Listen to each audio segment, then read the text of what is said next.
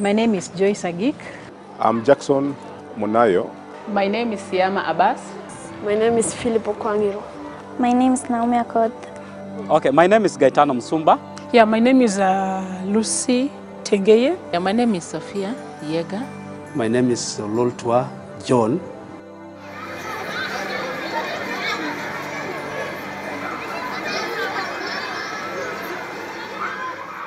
Women Education Researchers of Kenya is an implementing partner in the Operation Come to School campaign, which is funded by Educate a Child through UNICEF and supported by the government of Kenya.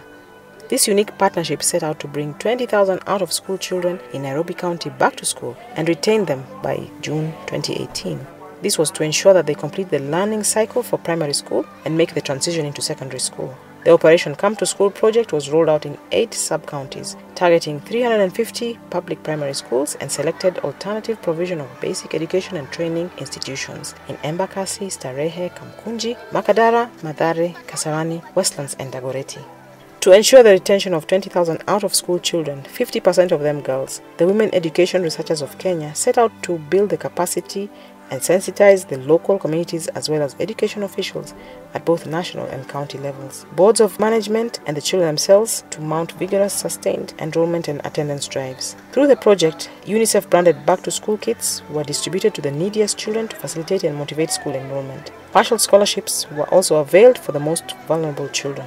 The project further improved the skills of the stakeholders in the child-friendly standards model to enhance retention and learning through the supply of relevant teaching and learning materials, with the materials developed by Women Education Researchers of Kenya and the Kenya Institute of Curriculum Development. In addition, short remedial catch-up classes for average children were conducted and county-level systems, including county attendance enrollment drive strategies and the documentation of county-level best practices in enrollment drives were undertaken.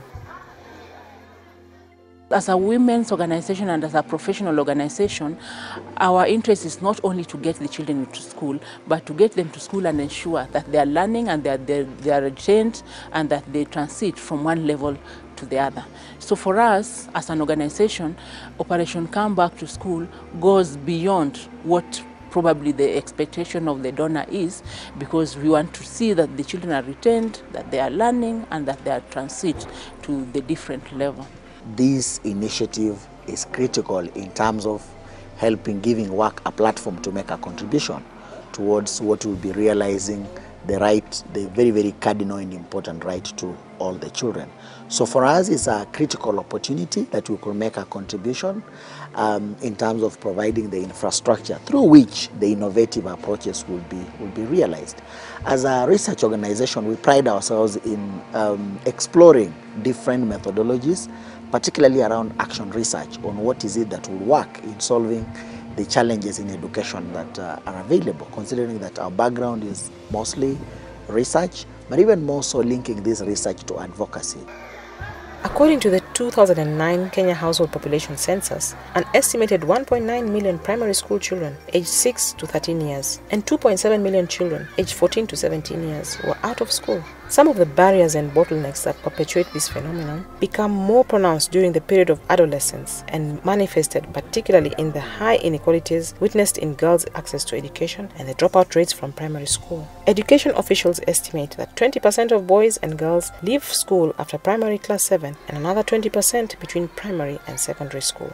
The gender disparities in education are visible. According to UNICEF, 1 in every 10 girls miss 4 days of school a month due to inability to access feminine hygiene products. Many families cannot afford the expenses associated with schooling. These include books, school uniform, stationery, lunch and transport. Compulsory free primary and more recently secondary education was a positive policy move by the government of Kenya. However, the increased intake of learners has also meant that existing facilities are overstretched. Class sizes are too large and teachers are few. Learners share desks in cramped classrooms. It also means that sanitation facilities are overstretched and inadequate in many public schools. Fidelis Nahulo, the National Coordinator for Child-Friendly Schools Program, Florence Hungi, the Nairobi County Quality Assurance and Standards Officer, and Joyce Agik, a National Trainer on Child-Friendly Schools Program, emphasize that school facilities must be safe and in good condition to enhance the learning experience as well as keeping learning institutions at par with the requirements expected of child-friendly school environments. The Child-Friendly Schools Program, therefore, emphasizes that school managers should ensure that the school is safe in all areas, Sometimes we find latrines that are unsafe in schools. Sometimes we find grounds that are unsafe in schools, maybe sloppy areas, maybe some holes dug by moles, and sometimes rocks protruding on the ground, which make schools unsafe. Sometimes it's unfortunate that they find even the desks and chairs in school are actually dangerous. Sometimes you even find the classroom itself is dangerous. So this is something that needs to be given a lot of attention to ensure safety.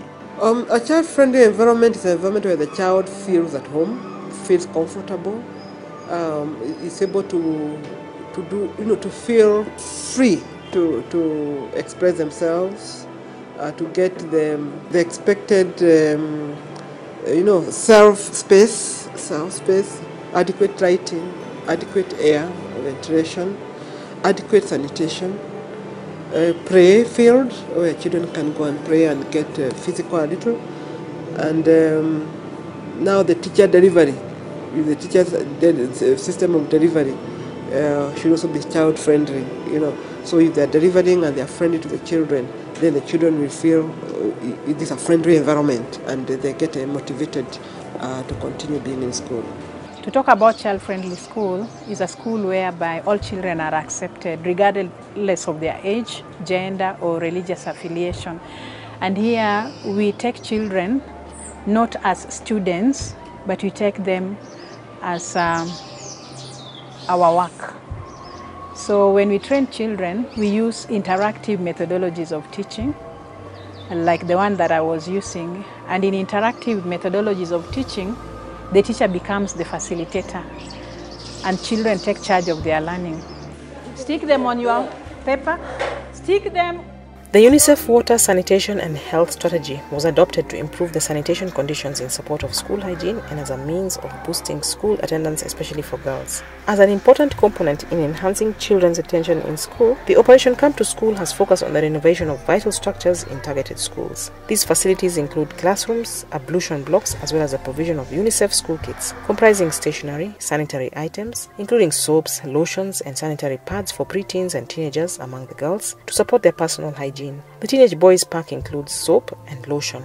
The schools also receive a sports kit with items such as balls, nets, and equipment to motivate and stimulate outdoor sports. Mrs. Valerie Ooro, the immediate former deputy head teacher at Ofafa Jericho Primary School in Nairobi, takes us through the renovations of the ablution blocks in the institution. During the tour, she describes the repairs made, how they have boosted hygiene, and led to the facelift of the school. Teachers and school management officials, including board members from various target schools, also share their thoughts on the developments.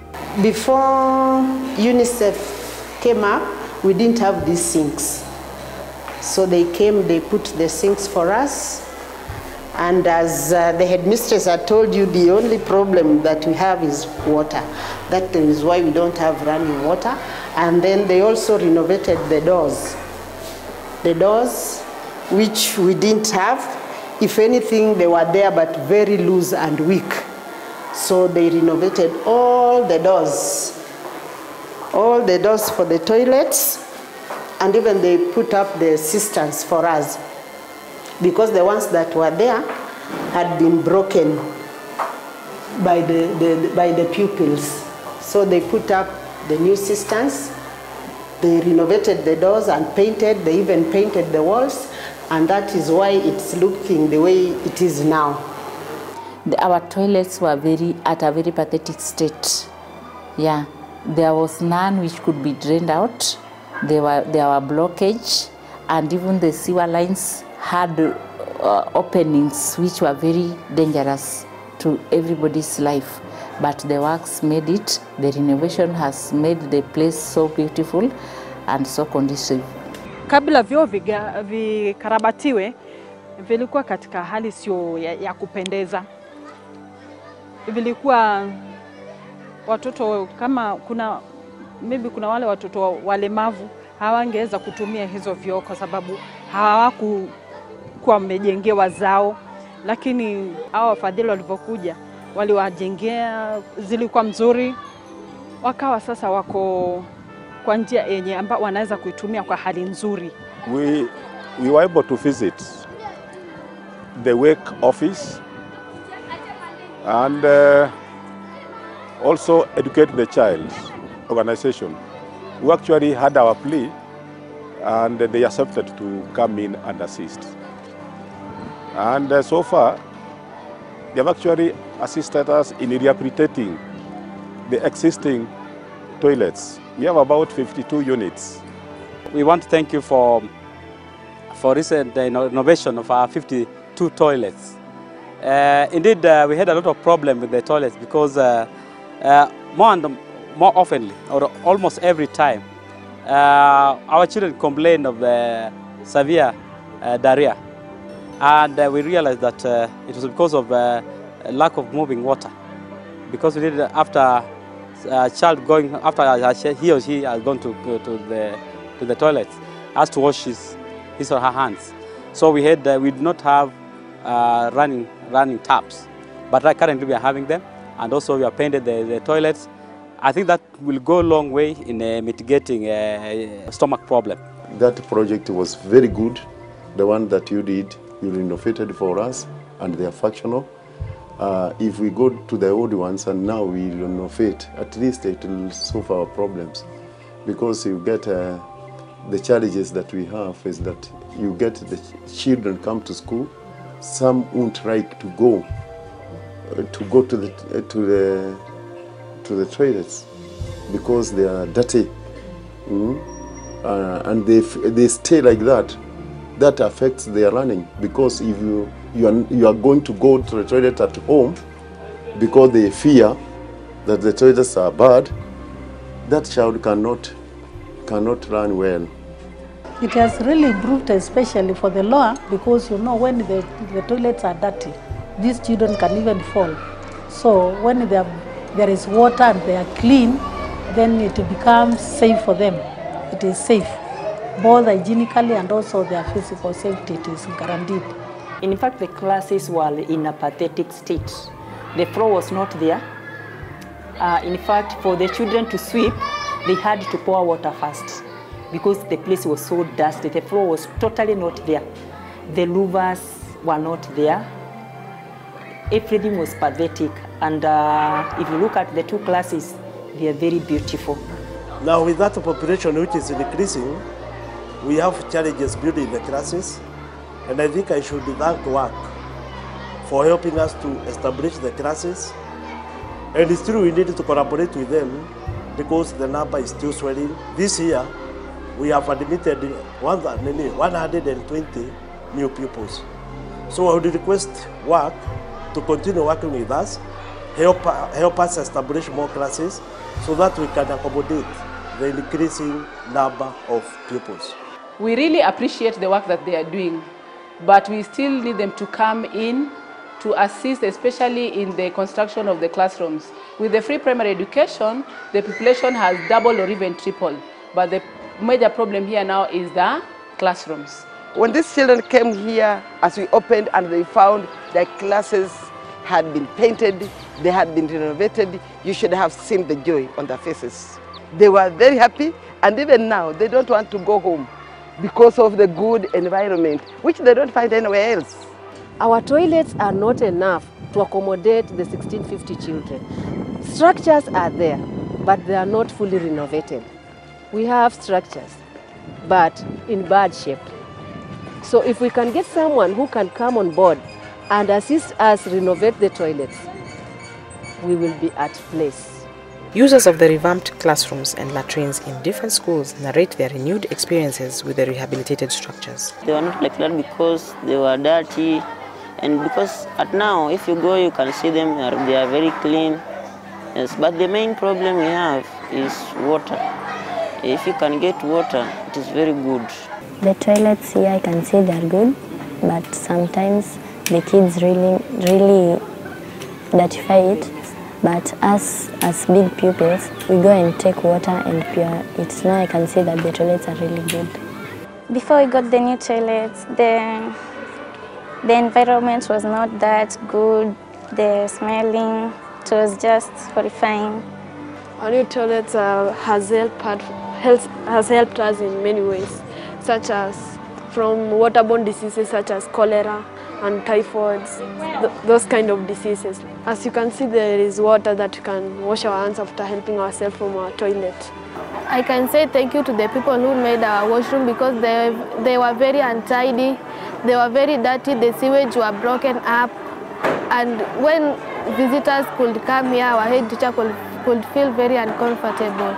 School structures and facilities play a pivotal role in bringing back and retaining out-of-school children in the education system. For this pertinent reason, the Nairobi Regional Coordinator of Education, Mr. John Ololtua Lekakeny, adds that the renovations conducted by the Women Education Researchers of Kenya have been a big motivator for parents to support their children's attendance in school. He, however, insists more support is required to ensure children are provided with the infrastructure and school environment that is conducive to learning. Bringing back also means you have to create the infrastructure for bringing back, right? Let's talk about that. Yes, you see, it has to, because you cannot bring them back if you have probably some classroom, or maybe you don't have a desk, or you don't have something that would support them to be able to come. So I think that's also one area that we are working on to see if once we identify them, then what are the requirements that will probably make us succeed to bring them back.